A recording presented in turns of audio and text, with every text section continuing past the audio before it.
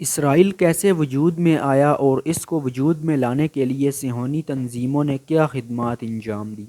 السلام علیکم، میرا نام ہے محمد عمر اور آپ دیکھ رہے ہیں محمد عمر آفیشیل۔ دوستو، آج کی اس ویڈیو میں ہم بات کریں گے کہ اسرائیل کیسے وجود میں آیا۔ دوستو، فلسطین تین مذاہب یعنی مسلمانوں، عیسائیوں اور یہودیوں کے لیے مقدس مقام رکھتی تھی۔ دنیا میں اس وقت یہودیوں کی کوئی بھی ریاست نہیں تھی اور یہودی تنظیمیں یہودیوں کے لیے ایک ریاست بنانے کی خواہشمند تھیں۔ یہ زمین ان تینوں مذاہب کی ثقافت، تاریخ اور مقدس مقامات سمیٹے ہوئے تھی۔ 1878 کے دور میں یہودیوں کے ساتھ دنیا بھر میں برا سلوک کیا جاتا تھا، لیکن ان میں ایک الگ یہودی ریاست کی خواہش ابھی بھی زور پکڑ رہی تھی۔ عثمانی سلطنت میں فلسطین میں یہودیوں کو زمین کی خرید و فروخت میں حکومت کی پابندیوں کا سامنا کرنا پڑتا تھا۔ دوسری جنگ عظیم میں عرب نے برطانیہ کا ساتھ دیا۔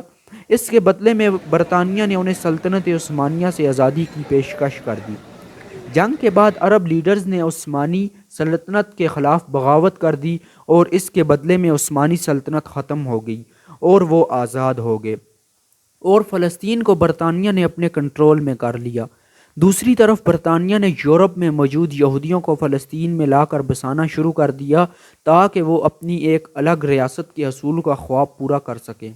جب فلسطین میں یہودی آ کر آباد ہونے لگے تو وہاں کے عربوں کو تشویش لاحق ہوئی کہ ان کے درمیان کشیدگی کے واقعات بھی ہونا شروع ہو گئے۔ یہ کشیدگی روز بروز بڑھتی گئی اور جنگ میں بدل گئی۔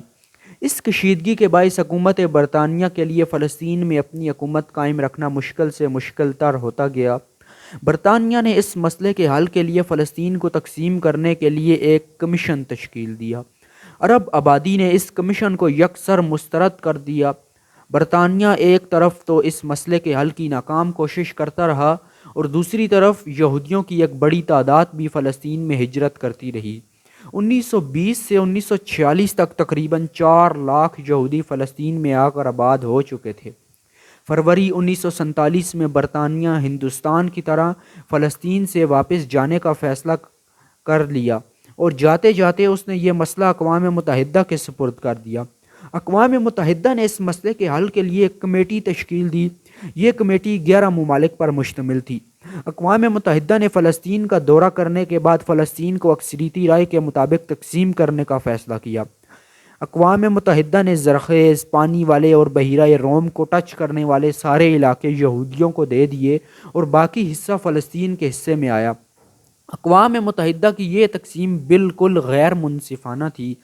33% آبادی والے یہودیوں کو فلسطین کا 57% رقبہ دے دیا گیا۔ 67% مسلمانوں کو 43% حصہ دیا گیا۔ انہوں نے صحرائے نجف اور ساحلی علاقے اسرائیل کو دے دیے۔ فلسطین کے کسی بھی ضلع میں یہودی اکثریت سے نہیں تھے، لیکن پھر بھی انہیں فلسطین کا اتنا زیادہ حصہ مل گیا۔ اقوام متحدہ نے فلسطین کی تقسیم کا مسئلہ جنرل اسمبلی میں پیش کیا۔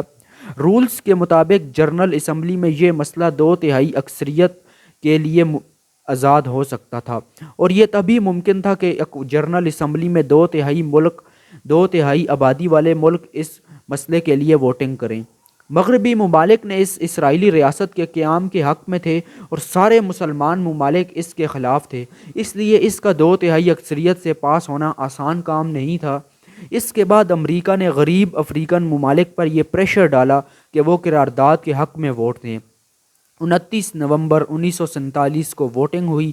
کل 57 ممالک میں سے 33 ممالک نے قرارداد کے حق میں ووٹ دیا اور 13 ممالک نے قرارداد کے خلاف ووٹ دیا۔ 11 ممالک نے ووٹنگ میں حصہ ہی نہیں لیا۔ قرارداد کے پاس ہو جانے کے بعد برطانیہ نے یہ اعلان کر دیا کہ وہ 14 مئی 1948 کی رات کو فلسطین سے جا رہا ہے۔ اس کے جانے کے بعد یہودی تنظیموں نے اسرائیل کے قیام کا اعلان کر دیا۔ یہودی ایک غیر قانونی یہودی ریاست اسرائیل کے دنیا کے نقشے پر ابھرنے کی خوشی منانے لگے اور یوں اسرائیل ایک غیر قانونی ریاست دنیا کے نقشے پر ابھری۔ بس یہی نہیں ہے دوستو، اس کے بعد اسرائیل نے فلسطین کے علاقوں میں اپنی آبادیاں بسانی شروع کر دی اور اس کے بعد اقوام متحدہ کے قانون کی خلاف ورزی کرتا رہا، لیکن اس کو امریکہ ڈیفینڈ کر رہا تھا۔ اس وجہ سے اقوام متحدہ بے بس تھی۔ اسرائیل نے غیر قانونی آبادیاں بسا کر فلسطین کا وہ حصہ بھی لے لیا تھا جو کہ اقوام متحدہ کی جنرل اسمبلی میں فلسطین کے حصے میں آیا تھا۔ روز بروز اسرائیل کا رقبہ بڑھتا گیا اور فلسطین سکڑتا گیا۔ آج فلسطین چھوٹا سا ایک غزہ اور West Bank, Gaza 365 square kilometre ہے، اس سے تھوڑا سا علاقہ فلسطین کے حصے میں آ گیا اور باقی پورا علاقہ اسرائیل نے اپنے قبضے میں کر لیا۔ شکریہ۔ Thanks for watching, do subscribe and hit the bell icon.